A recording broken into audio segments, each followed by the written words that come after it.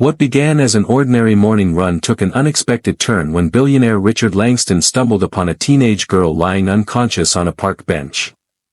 3 wailing infants swaddled in delicate blankets beside her. He hurried them to his grand estate, but when she regained consciousness, the devastating reality she revealed rendered him utterly speechless. This is yet another captivating true story from real life. Be sure to catch it. Welcome to Relax with Joe. We would greatly appreciate your support for this channel by hitting the like button and subscribing. Thank you. Silas Dlamini possessed immense wealth. In a grand house filled with numerous rooms, he found himself in solitude. Each morning, just before dawn, he strolled through the park close to his home in Johannesburg. The park was serene in the early hours, with only the birds chirping and the gentle breeze rustling the leaves of the trees.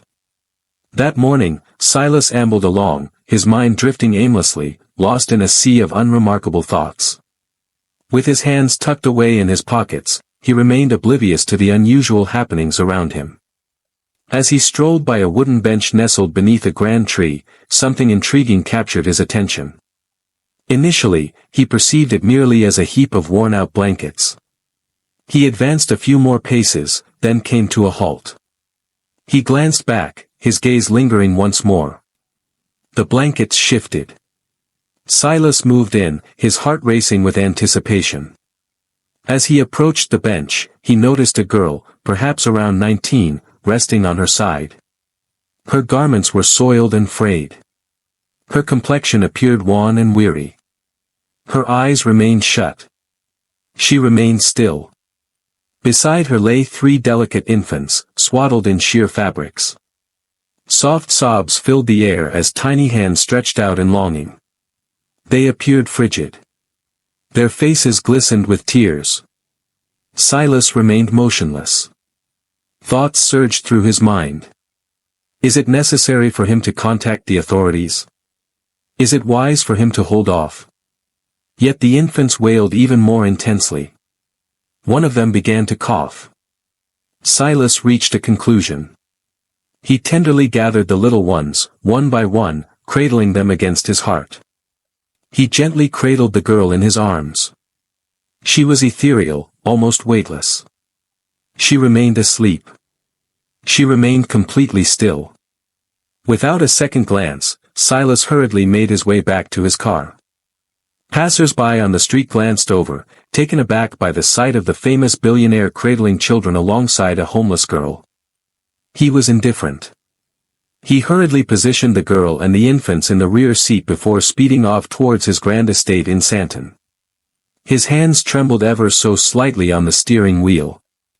He was unaware of their identities or the narrative that surrounded them. Yet, a whisper in his heart suggested that this encounter was far from coincidental.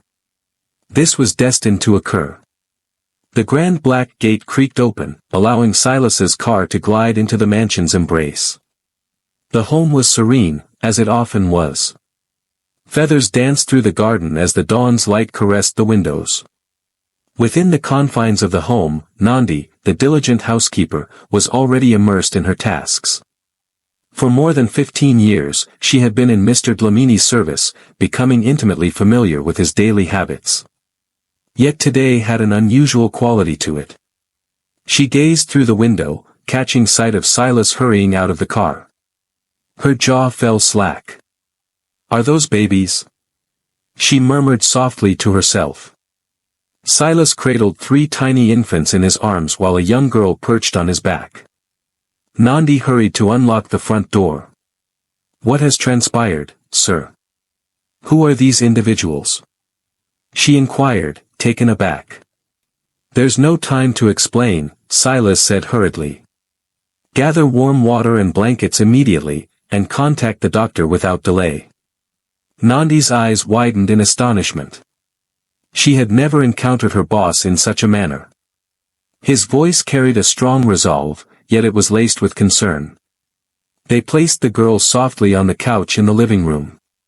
The infants were gently laid upon a plush rug beside the warm glow of the fireplace.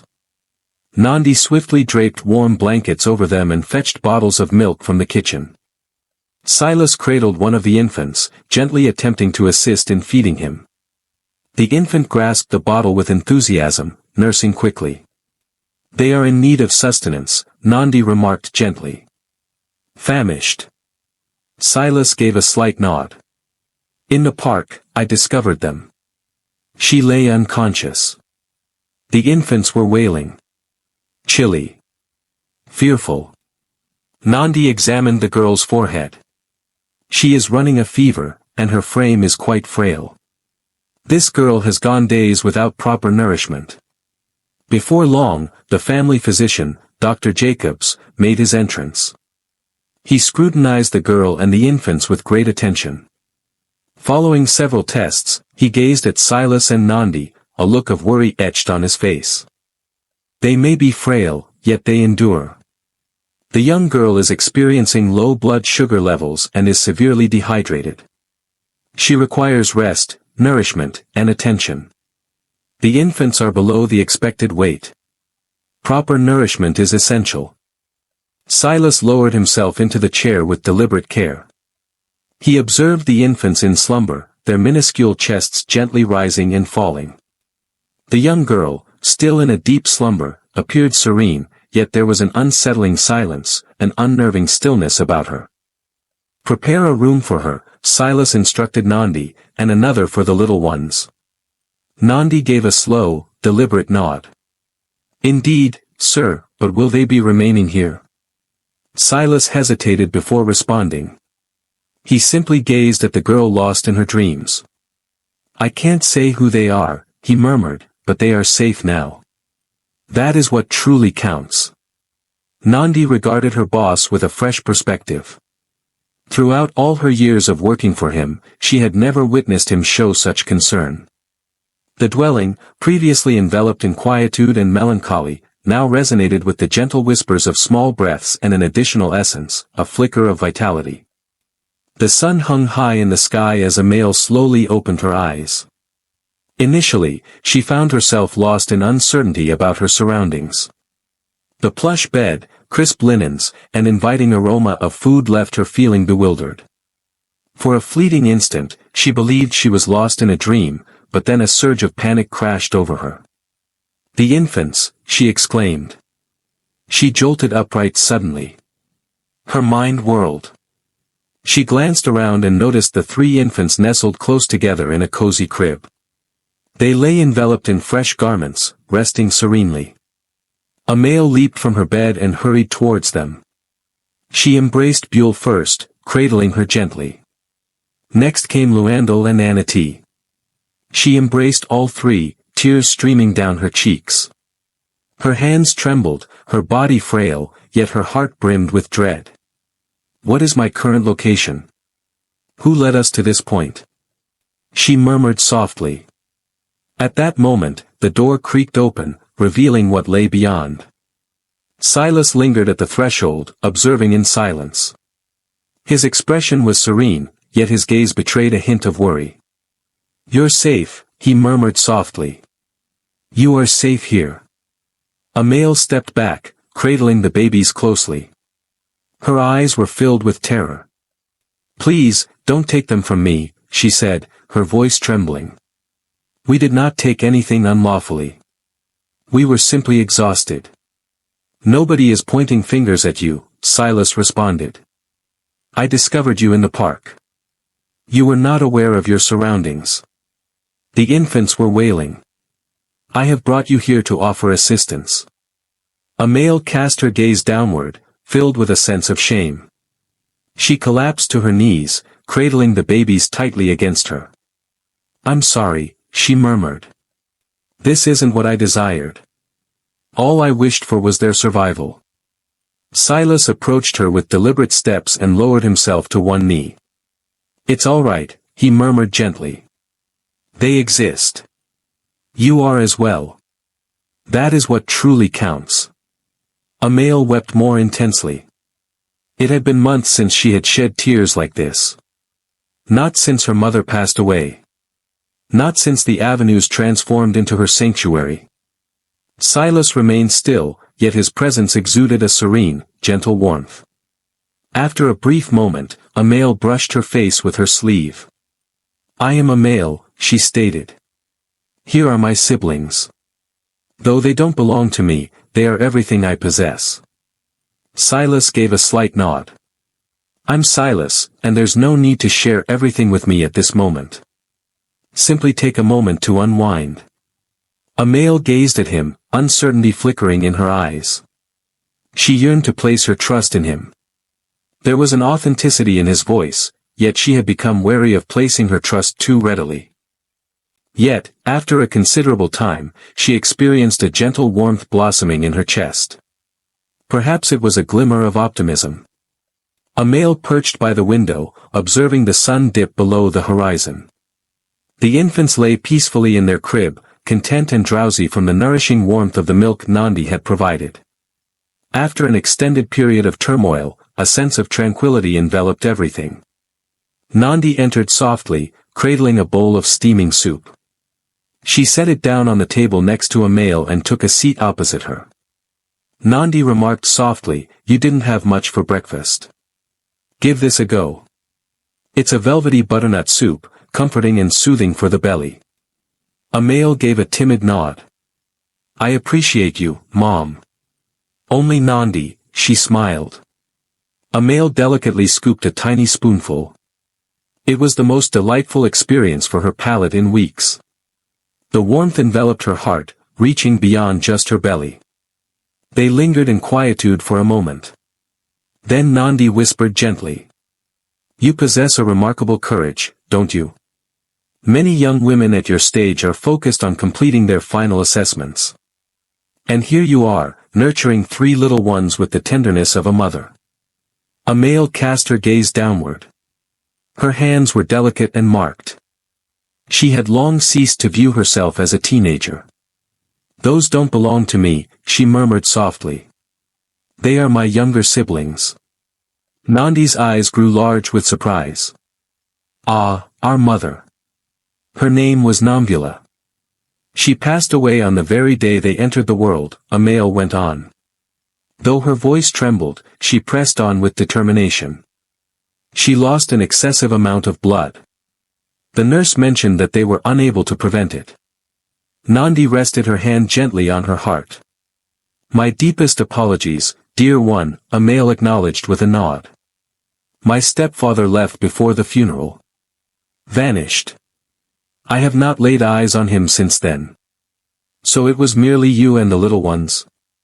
"Indeed," Amael murmured. "I attempted to remain in school, yet they wept throughout the night. My concentration was elusive. I was unable to attend classes. My principal informed me that I had to make a choice." Nandi's eyes brimmed with tears. "You made that choice." "I was compelled to. They rely on me completely." The room was once more enveloped in silence, yet it carried no weight. It was profound and imbued with reverence. Nandi remarked that you didn't merely sustain them. You guided them through flames. Amael averted her gaze. "There were moments when I felt like throwing in the towel, but then a smile from one of them would remind me of the purpose that kept me moving forward." Nandi extended her arm and grasped her hand gently. "You're no longer by yourself, Amael. Absent from this place." Amael gazed at Nandi, her eyes weary yet gentle. She was uncertain about believing it just yet, but for the first time, someone had voiced it openly. It truly felt authentic. As the evening grew late, Silas approached Amael's door and knocked gently. The infants had just drifted off, and a serene hush enveloped the room. Amael glanced up from the petite chair beside the crib and gave a nod. "Step inside," she whispered gently. Silas entered, his hands tucked away in his pockets. He appeared weary yet composed. "I merely wished to see how you were doing," he remarked. "Do you sense a surge of strength within you?" Amael gave a slow nod. "Absolutely. Thank you very much. For all things." He settled into the chair opposite her, the light streaming in through the window. "No need for gratitude, Amael. I simply took the action that anyone would have taken in that situation. She glanced at her hands, then returned her gaze to him. She spoke softly, noting that most people did not. They caught sight of us and turned to leave. Voices rose, urging us to depart. Others made their way across the road. No one ever inquired about our well-being. Silas remained silent, absorbing every word. I made an effort, Amael went on. Her voice carried a gentle yet unwavering quality. Following Mama's passing, I took on various small jobs. Tidying up, laundering garments, whatever tasks I could uncover. There were days when I made her 20, and then there were days when I earned nothing at all. She hesitated, her fingers gliding softly over the crib. The infants stirred softly in their slumber. We were unable to cover the rent. We were given a week's notice to vacate the premises by the landlord. I pleaded with him to hold off until the babies gained their strength, but he was indifferent. We found ourselves in a shelter. It was packed, frigid, and boisterous. Individuals clashed over sustenance. I felt a sense of unease in that place. Silas furrowed his brow, paying careful attention. Following that, we spent the night under the stars. I bundled them up in whatever I could find. Worn-out jackets, tattered clothes, and even plastic bags during the rain. I ensured they had their meal first. With just a small amount of porridge, I nourished them and sipped water to silence my growling stomach. Silas took a deep breath. Her words resonated profoundly. On certain nights, I found myself wide awake, captivated by the rhythm of their breath. I felt a deep fear that someone might take them away or that they could fall ill. Or even more dire. Her voice faltered. Fatigue weighed heavily on me, and my stomach growled with hunger. My legs felt unsteady. That day in the park, I was completely unaware that I had lost consciousness. I simply needed a moment to pause. Silas leaned in, his tone soft and inviting. Did you really believe no one would show up? Umali gently shook her head, a slow and deliberate motion. No one has ever done that. Silas gazed at her, his eyes lingering on her for what felt like an eternity. Then he spoke softly, yet someone did, this time someone truly did. Her eyes brimmed with tears. She held back her sobs, allowing the tears to cascade quietly down her cheeks. For an eternity, she had borne the weight of it all alone. The anguish, the dread, the craving. Yet, at this moment, someone finally noticed her presence. And remained. Silas found himself unable to drift into slumber. Once Umali shared her tale, a stirring within him refused to settle. Her name, her eyes, the cadence of her voice, it all resonated with a sense of familiarity. Her mother's name, Nombula, resonated in his thoughts like a long-lost tune. The following morning, Silas instructed his driver to take him to the aged structure where Umali mentioned her mother had once been employed. It was one of the lesser-known factories Silas had once owned, now a relic of the past, closed down and forgotten. The gates bore the marks of time, their rust evident, while the sign had lost its vibrancy, fading into obscurity. Within the confines of the storage area, several boxes containing outdated employee files remained untouched. Silas carefully opened a box and started to sift through the records, examining each page meticulously. A multitude of names, faces, and dates. He took a moment to reflect. Nombula Humolo. Commencement date, July 2008. Role, cleaner. Final date, December 2015. He turned the page and found it, a photograph. His breath hitched in his throat. It was indeed her. Silas gazed intently at the image. The woman possessed gentle eyes, a warm smile, and short, curly hair that framed her face beautifully. That face was etched in his memory, a vivid reminder of the day she had saved his daughter's life many years ago. It took place during a company family day. Ayanda, his daughter, had strayed a bit too near the pool. In an instant, she had plunged in. Only Nombula had witnessed the event unfold. In a swift, instinctive motion, Nombula leaped into the water, fully clothed, and rescued Ayanda. His daughter had coughed and cried, yet she survived thanks to this remarkable woman. He had expressed his gratitude to her, naturally, and provided a modest bonus. Yet, as time passed, life continued to unfold. Years later, his doorstep was graced by her daughter, who arrived in a state of desperation, starving, homeless, and burdened by the weight of 3 little ones. Silas lowered himself into the chair, cradling the photo against his heart. "Nombula," he murmured, "you rescued my child, and perhaps now it's my turn to rescue yours." He departed from the aged structure, feeling a peculiar blend of sentiments. Remorse, amazement, destiny. Upon his return to the mansion, a male was found in the garden, accompanied by Nandi and the little ones. She appeared serene, blissfully unaware of the secret Silas had just revealed. He lingered at a distance for a moment, observing her gentle laughter as Buell tugged at her braid. The sunlight graced her features, revealing Nombula's essence through her smile for the very first time. This had evolved beyond mere kindness. It was an essence that ran deeper. Destined to happen. The stillness of the house enveloped the night. The little ones had drifted off to sleep quite early, and Nandi had already retreated to her room. A male sat in the garden, her legs folded beneath her, gazing up at the stars. Footsteps echoed behind her, yet she remained still, refusing to glance back. It was clear to her that it was Silas. He settled next to her in silence. For a moment, they lingered in quietude. Then Silas spoke, his voice deep and weighty. "Today, I discovered something intriguing. There's a certain essence that comes from your mother." Amael tilted her head ever so slightly. "Did you know her?" Silas inclined his head with deliberation. "Absolutely." Nombula was a name that resonated with a sense of familiarity. At first, it eluded me, but then it came back to me. In the past, she was employed by one of my companies.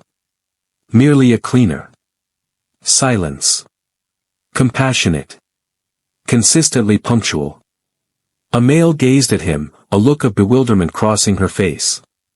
"One day," Silas went on, "we gathered for a family event. My daughter Ayanda was merely 6 years old. She lost her footing by the pool and tumbled in. No one seemed to pay attention, except for Nombula. Amael's eyes grew large with surprise. Her mother rescued her. She rushed forward without a moment's pause. She simply leaped in. Ayanda existed because of her." Amael pressed her hand to her mouth, her eyes welling up with tears. Silas took a deep breath. "I expressed my gratitude, rewarded her with a bonus, and then life continued its course. Our paths never crossed again." Amael fought to hold back her tears. She kept it to herself. Silas gazed up at the vast expanse of the sky. Perhaps she believed it was inconsequential. Yet, it held significance for me.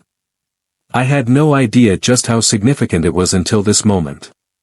Amael cast her gaze downward, her eyes resting on her lap. "But you mentioned lived. What occurred with your daughter?" Silas's expression shifted. A profound sorrow clouded his gaze. "She passed away 2 years later," he murmured gently. "Collision on the road. An intoxicated motorist. I was not present. I found myself in a foreign land. During a gathering." Amael's voice floated softly, almost inaudibly. "I sincerely apologize. For years, that guilt has weighed heavily on me," he confessed. "I ceased my outings. I ceased to let my heart be vulnerable to anything or anyone. I repeatedly reassured myself that it was the more secure option." He turned his gaze toward Amael now. "Truly examined. Yet, there you were, in that park. With those little ones. And something within me shattered." Amael's lip quivered. "You have experienced your share of suffering as well." He gave a slight nod. "And so have you as well." The stillness that hung in the air between them now carried a new weight. It was not devoid of content. It brimmed with recollections, sorrow, and the emergence of something fresh. Silas spoke softly, "I believe your mother entrusted you with more than merely 3 babies. She bequeathed you her bravery." Amael wiped her face, a subtle smile gracing her lips. "Perhaps your daughter has left you something as well," she remarked. "What is that?" he inquired. "A motivation to feel invested once more." They sat beneath the stars, not defined by wealth or poverty, but as 2 souls discovering the art of breathing anew. In unison. The days started to take on a new quality. Inside the mansion, the air carried a certain lightness, almost ethereal. Silas was immersed in his tasks, yet each time he returned home, he made it a point to see how Amael and the little ones were doing. He provided toys for the children, books for Amael, and consistently ensured they had sufficient food. It was evolving into something beyond mere safety. It was beginning to evoke a sense of belonging. One afternoon, Silas settled into the living room with Amael, the soft sounds of the babies playing nearby creating a warm backdrop. The sun dipped below the horizon, enveloping the room in a gentle, golden light. Silas gazed at Amael, his expression warm yet earnest. "I wish to assist you, Amael," he said gently. "I've been pondering it extensively. You've been carrying quite a burden already. No longer must you bear the weight by yourself." Amael regarded him with uncertainty. "I don't want to be in your debt," Silas said with a soft smile. "It's not about being indebted to me. It's all about what serves your best interests and those little ones." She gazed at her hands, her fingers fidgeting with unease. "I'm uncertain about placing my trust in anyone these days." "That's not the way." "I'm not asking you to place your full trust in me," Silas stated. "I'm requesting the opportunity to assist you in getting back on your feet. To provide you with an opportunity. An opportunity to return to education. An opportunity to envision anew." Amael's eyes brimmed with doubt. "I'm at a loss for where to begin. It feels like ages since I last stepped into a classroom. I doubt my ability to accomplish it." "You can," Silas stated with conviction. "You possess great intelligence. You've made it this far. Believe me, you possess the resilience to begin anew. I will cover the costs of your education. Everything. Financial concerns will be a thing of the past. Rest assured, I'll take care of the little ones while you focus on your studies." Amael took a deep breath. The concept seemed almost unreal. She felt an overwhelming urge to agree. Indeed, she truly did. Yet, a part of her pushed back. "Why are you doing this for me?" she asked softly. "I am merely an unfamiliar face." "You're familiar," Silas replied. "And if you recall, it was your mother who rescued my daughter.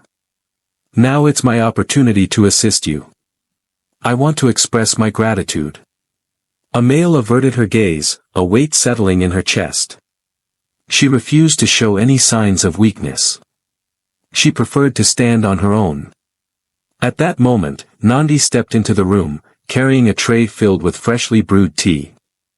With a gentle smile, she placed it down carefully. Noticing the strain etched on Amael's features, she settled down next to her. "Amael," Nandi whispered gently. "I recognize that accepting help can be challenging, I truly get it. Consider what lies ahead. Consider those little ones. They rely on your strength. The sole path to achieving that is to seize the opportunity that lies right before you." Amael paused, uncertainty flickering in her mind. She was caught in a struggle between the pride that had fueled her independence and the anxiety of potential failure if she allowed Silas to assist her. At times, Nandi went on, the most profound power lies in recognizing when to release, when to allow others to enter. There's no need to shoulder all the burdens by yourself. Amael blinked back the tears that were on the verge of falling. "But what if I'm unable to accomplish it? What if I don't succeed?" "You won't fail," Nandi said, her voice filled with warmth and reassurance. Now, you have all of us by your side, and you are not alone. Amail glanced at Silas before turning her gaze back to Nandi. Gradually, she inclined her head in agreement. Very well, she replied softly. I will make an effort to return to school. A subtle grin crept onto Silas's lips. Your decision is a wise one. After an extended period of darkness, Amail experienced a flicker of hope. It fell short of the vivid, radiant fire she had envisioned. It was diminutive, more delicate, yet it sufficed. Sufficient to progress ahead. With each passing day, the mansion slowly transformed into a genuine sanctuary once more. The joyous giggles of the little ones echoed all around. Amail gradually embarked on her academic journey, utilizing the resources of online classes. Despite the challenges, each stride she took filled her with a sense of empowerment. For the first time in years, Amail opened her heart to the possibility of something greater. A horizon yet to unfold. On a serene afternoon, Amail entered the living room, clutching a small piece of paper in her hand. The infants were peacefully dozing, while Silas sat by the window, gazing out at the garden. He reflected on the journey they had undertaken, marveling at the transformations that had unfolded in such a brief span. Amail approached him with deliberate slowness, her hands quivering ever so slightly. She extended the paper toward Silas. This is for you, she murmured, her voice gentle, nearly hesitant. Silas gazed at the paper, a swirl of uncertainty enveloping him. It was a drawing, a simple sketch, yet it radiated beauty in its pure simplicity. The lines danced unpredictably, and the colors splashed chaotically, yet it held no significance. At the center of the page stood a figure, a man beside 3 small children. At the very top of the page, in a playful and innocent scrawl, was a single word. Father. Silas felt a sudden halt in his heartbeat. He gazed at the drawing, his thoughts wrestling to comprehend the image before him. Baba, he murmured softly, as if sharing a secret with the air around him. Amail nodded, a gentle smile playing at the corners of her mouth. Buell created it, she mentioned. She may not fully grasp it yet, but she refers to you as Baba. She regards you as, indeed, as kin. The term struck him with more force than he anticipated. He cast his gaze once more upon the drawing, studying the 3 small faces that accompanied his own. His chest constricted. Silas had always been a man who concealed his feelings deep within. The loss of his daughter, the solitude that enveloped his existence, the barriers he constructed for self-preservation, all contributed to his detachment from genuine emotions. Yet, there was an undeniable quality in the straightforwardness of the drawing, the faith reflected in those pure eyes, that penetrated his defenses. Emotion welled up within him, and after so long, he allowed the tears to stream down his face. He made no effort to restrain them. The sorrow he had concealed for ages, the remorse, the anguish of losing Ayanda, the void in his existence, ultimately spilled forth. He no longer had to conceal it. Amail observed him, caught in a moment of uncertainty about her words. She had never encountered Silas in this manner. The man who had always exuded strength and composure was now unraveling before her eyes. Yet, there was an undeniable quality to his tears. It was more than mere sadness. It felt like liberation, a burden being removed. Silas had clung to an immense weight for an extended period. In this serene pause, he was at last releasing everything he had held inside. After a brief pause, he cleared his eyes and turned to Amail, his voice firm yet brimming with feeling. For such a long time, I've been attempting to shield myself, he said, his voice wavering just a bit. I maintained my distance, guarding my heart tightly. Yet, these little ones, along with you, have transformed everything. He halted for a moment, inhaling deeply. I aspire to achieve greater things. I aspire to provide them with a genuine future. A future brimming with affection, safety, and all that they truly merit. Amail's eyes grew large with surprise. Could you clarify what you mean? I wish to adopt them, Silas stated softly yet resolutely. I wish to adopt them and make them my legal children. I desire for them to possess a future, a realm where they are secure and cherished. I aspire to take on the role of their father. Amael felt a sudden rush of emotion. She was taken by surprise. She had always recognized Silas's kindness. Yet, this transcended mere kindness. It was a vow, a dedication. Do you really think so? She murmured softly. Silas gave a slight nod. I've never felt more certain about anything in my life. I refuse to squander any more time. I desire for them to receive all that I can offer. Amael sensed the sting of tears beginning to gather in her eyes. She had always harbored a deep concern for her siblings' futures, pondering their eventual paths and who might look after them. Yet here was Silas, presenting them with an opportunity she had never imagined could exist. A genuine family. The infants, her brothers and sisters, were destined for a future. A future filled with a father's love and affection.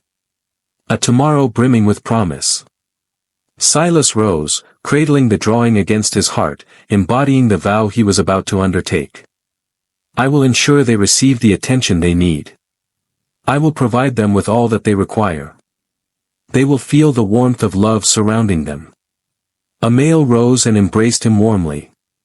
Initially, she remained silent. No words seemed to capture the essence. In that instant, she realized that everything was about to transform. For the very first time, she experienced a sense of connection that banished her solitude. The triplets, her siblings, were destined to flourish in an environment filled with affection and support. A future awaited them. It all began at this very moment, with this surprising present. A year had gone by since Silas chose to adopt the triplets, and their lives had transformed in countless ways. Amael sat in the lecture hall, her notebook open before her, attentively absorbing the professor's words. She had transformed from the young woman who once fought for survival, the girl who bore the immense burden of the world on her shoulders. At this point, she found herself as a university student, with a vast future unfolding before her. She toiled diligently, yet for the first time in ages, a sense of confidence washed over her. She was evolving and developing, an idea that seemed unimaginable just a year prior. At home, the triplets were flourishing. Bewley, Zanelli, and Themba had transformed from the timid, frightened little ones Silas had discovered in the park. They radiated joy, vitality, and an abundance of enthusiasm. They dashed through the grand halls of the mansion, their laughter echoing as they engaged with their toys, discovering new wonders each day. Nandi had taken on the role of a second mother to them, while Silas had stepped into the position of their father. Silas had transcended the status of a mere billionaire. He transcended that definition. A new purpose in life had revealed itself to him. Each morning, he rose with a grin, eager to engage with his kids, to witness their growth, to observe their learning journey. He brought them to the park, engaged in games with them, and even assisted them with their homework as they matured. His existence had shifted away from the pursuit of career and achievement. It centered around family. It revolved around affection. One evening, as Silas lounged on the sofa, observing the triplets engrossed in their building blocks, Amali entered the room.